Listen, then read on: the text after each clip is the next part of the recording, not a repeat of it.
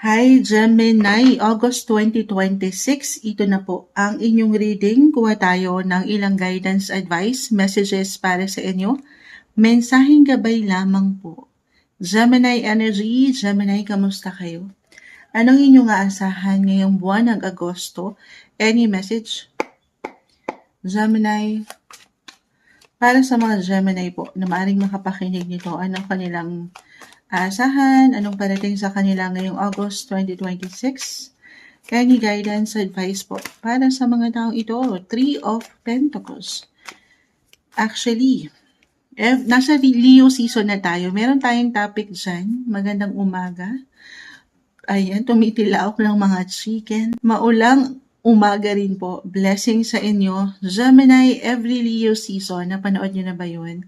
Pero hopefully, maging consistent tayo dyan.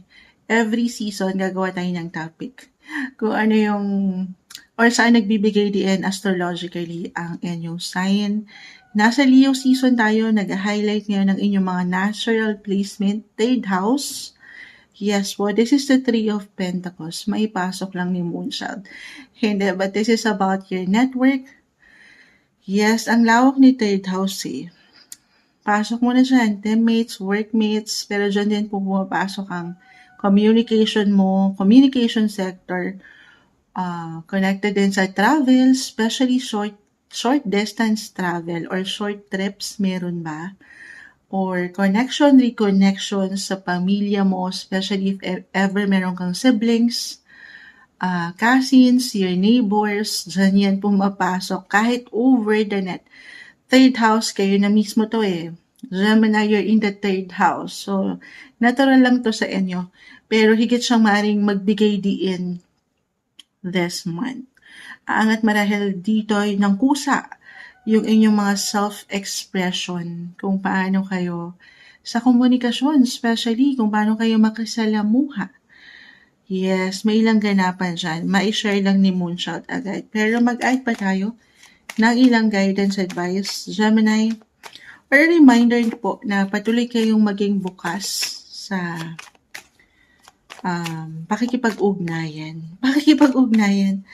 Connection po. Yes. Sa true. May mga tao I feel na nandyan naman sa'yo para iwanan ka ng suporta. Ayan. So parang dyan pa lang kasi tinapos na tayo. Ace of Cups, Page of Swords, Knight of Swords, the Strength card. Add pa tayo. New connections, new friendship, new love interest pa to. The Empress, this is about love, beauty, attraction, money. Speaking of love, si Venus, the planet of beauty, attraction, ito yon. It will enter your 5th house of romance, love life this month of August, guys. Sandali, medyo na-overwhelm tayo. Astrologically, eto nga, Leo season, mga third house, communication, kahit over the net to. Kung kayo naman ay willing na, ready na, for some of you, tayo ay general message. Ready na saan, Moonchild? Ready to mingle. Meron tayong possibility. Ace of Cups, new, someone new, kahit over the net. And si Venus kasi nga, na-mention ko na, kapag love, romance, nasa inyong 5th house of dating, dyan po yan. Meron na ba kayong kinikilala ngayon pa lang? Pero nagbo-bloom ang inyong mga love life this month. Love is in the air, guys. Kahit pa, ayan bigla lumalakas yung boses ni Moonshot. Kahit pa, dito pa rin yung focus nyo rin sa inyong mga trabaho. So, I see balance na approach. Magiging maganda yung productivity, yung blessing of work, connections, at the same time, hindi papahuli ang usaping relasyon, pag-ibig, umaangat, nagbo-bloom po ang love life. Powerful yung connection na pwedeng mabuo this month. Kung hindi tayo konektado sa love life, sa 5th house po kasi, dyan pumapasok yung matatawag yung passion.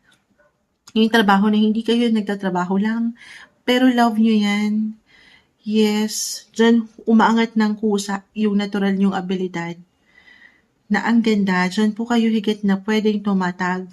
Nag-iinit, hindi lang buhay, karera, trabaho, saan kayo kumikita, but at the same time, love sector. Lalo pa yung love niyong gawin, itong trabaho na to, ay kung sana kasi susunod yung magandang flow ng money eh. King of Pentacles, umangat yung pagiging entrepreneur nyo. Leader. At the same time, palaban. Ready sa kung ano mang pwedeng ihain ng universe. Umaangat din po ang inyong mga natural na talino, diskarte. Yes, sa true, huwag niyong pagdududahan kung ano yung pwede niyo pang magawa or maipakita. Not the time, guys. Ito, August 2026, na maging secluded kayo or dito kayo sa comfort zone. Paangatin yung power of voice. Meron kayo nito. Leo season, energy ni The Strength card. Again, every Leo season, sa major arcana naman, ito si The Empress, it's in the third. 3 is about your voice. Use the power of your voice. 3-3. Oo. Sandali. Paangatin niyo yung ano niyo, guys. Alin yun? Communication skills niyo. This is the time to present something. Oo, especially kung kayo yung mga nasa social media, the internet, nagpo-podcast ba kayo? Kayo ba yung mga affiliate? Ang hirap niyong hindi mapo na ngayon or mapakinggan. Mabibilhan kayo, guys. So, tiwala lang ha. Lalo yung words niyo is with, words with passion na matatawag. Nagiinit po. Ayan, tiwala lang ha. Not the time para pagdudahan nyo kung ano yung pwede nyo mapaangat dyan. Tiwala na merong mga taong pwedeng makinig or mapuna kayo. Napakagandang pagkakataon na mapaangat po ang inyong mga boses. So, napakalawak ng communication sector, guys. Maaaring yan po ay sa paraan kung saan ay mapapaangat nyo ang inyong boses sa pagsasalita, pagbabahagi, pag-share nga, or pagsusulat. Kung kayo mga aspiring writers, maganda rin po yan ngayon, ha? Umangat ang inyong mga charisma and creativity.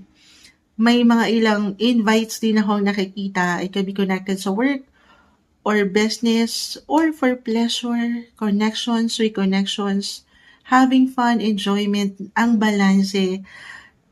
Ito yung umaangat, isang indikasyon to na mapanghahawakan nyo ang mga ganapan. May pagiging busy, but at the same time, andito rin yung pleasure, kung saan mag-i-enjoy rin naman.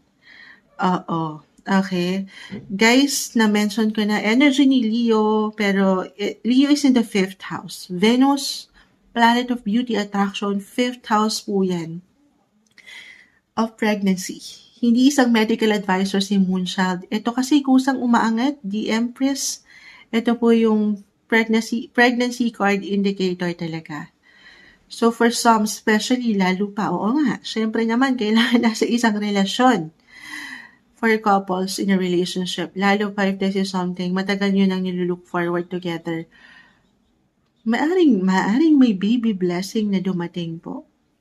Kung hindi to mag-resonate sa inyo mismo, reversal naman yung energy natin every time. Pwede itong mag-connect naman din sa inyong mga loved ones. One of your family members, maaaring may balita, emosyon, ayan na umangat, impormasyon. Someone new, merong mag-add up na family member para sa inyo, Gemini.